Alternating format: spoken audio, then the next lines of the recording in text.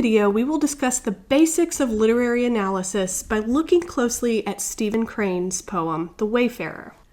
Literary analysis breaks down the individual parts of a piece of literature and examines how each part contributes to the whole. It allows you to conduct an in-depth reading of a text so that you can develop your own interpretation. There are many different ways to conduct a literary analysis. For this class, we will focus on breaking a text apart to understand it more fully. You can conduct a literary analysis over many different types of literature, including novels, short stories, nonfiction, poems, even movies. For this example, we're going to be looking at a poem. More specifically, we're going to focus on literary devices and word choice to see how those different choices affect our overall interpretation of a poem. So your first step is to make sure you understand the surface level meaning. You should read the work carefully multiple times and make sure you can identify things like what happens and who are the main characters. So let's look at our example. Stephen Crane's The Wayfarer. The wayfarer, perceiving the pathway to truth, was struck with astonishment. It was thickly grown with weeds. "Ha," he said, "I see that none has passed here in a long time." Later, he saw that each weed was a singular knife. "Well," he mumbled at last, "doubtless there are other roads." So let's define what this poem is about on the surface level. In other words, what happens? Who are the characters? So if we look at the first line, we see it's about the wayfarer. And if we look that up in the dictionary, we discover that a wayfarer is someone who travels by foot. So this poem is about someone who is traveling, and it looks like they've found a path. The path is clearly overgrown, as it was thickly grown with weeds. And as he's looking, he notices that each weed is a knife, and at the end, he decides to take another road. So that's the surface level of the poem. Our next step is to examine the word choice to identify literary devices and define the tone and theme of the poem. This is where we're going to get beyond the surface level and offer an interpretation of what this poem is really about. Literary devices are the techniques a writer uses to create meaning and enhance their writing. Review a full list of literary devices in the glossary on eCampus. For now, we're going to look at Crane's poem and see if we can identify some of the literary devices that he uses. So, one example of a literary device is imagery. Imagery is how a writer uses descriptive language to create a visual image in the reader's mind. As we read Crane's poem, there are a few lines that create a mental image in our minds.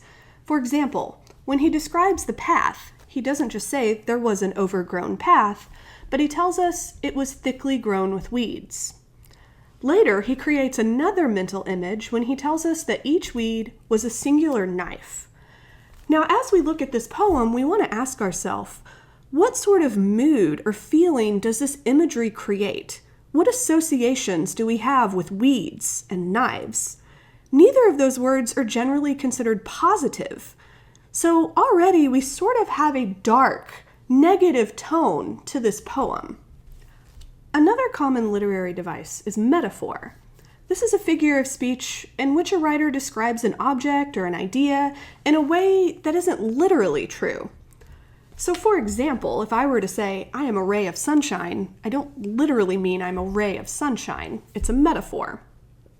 So when we look at this poem, we need to ask ourselves, is anything being used metaphorically? Do we think Crane is talking about an actual path to truth? Is that something concrete that we could find? Or is that perhaps a metaphor for something else?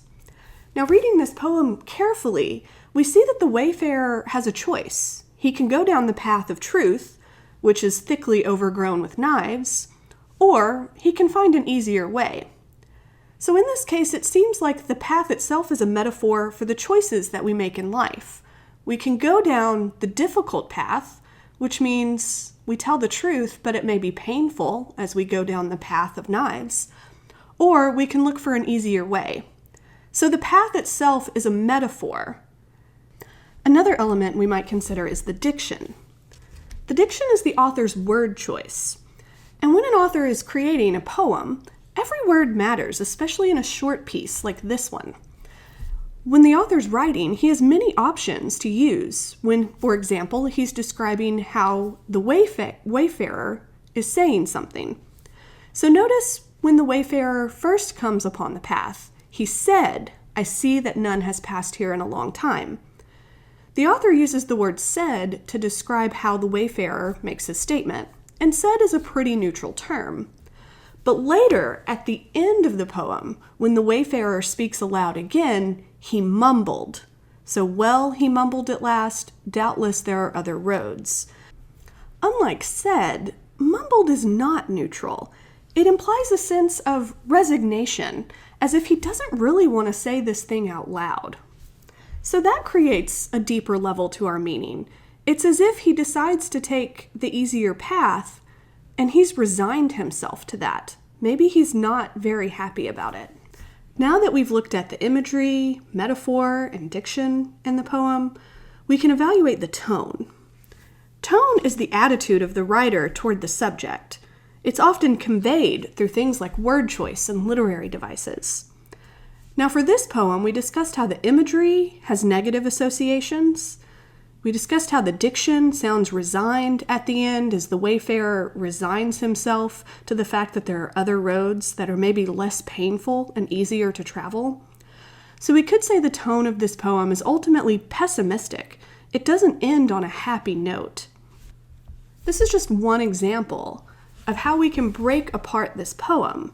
There are other literary devices we may have considered, and you don't have to try to find every single literary device in a piece, but look for the ones that jump out to you and that help you understand the deeper meaning of the poem. So now let's ask ourselves, what is the theme of this poem? The theme is the central topic or big idea in a work. So for example, you may read works that focus on love or peace or war.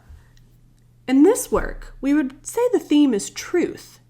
The writer seems to be saying something about truth. Now, knowing the theme is truth, we now need to think about our interpretation.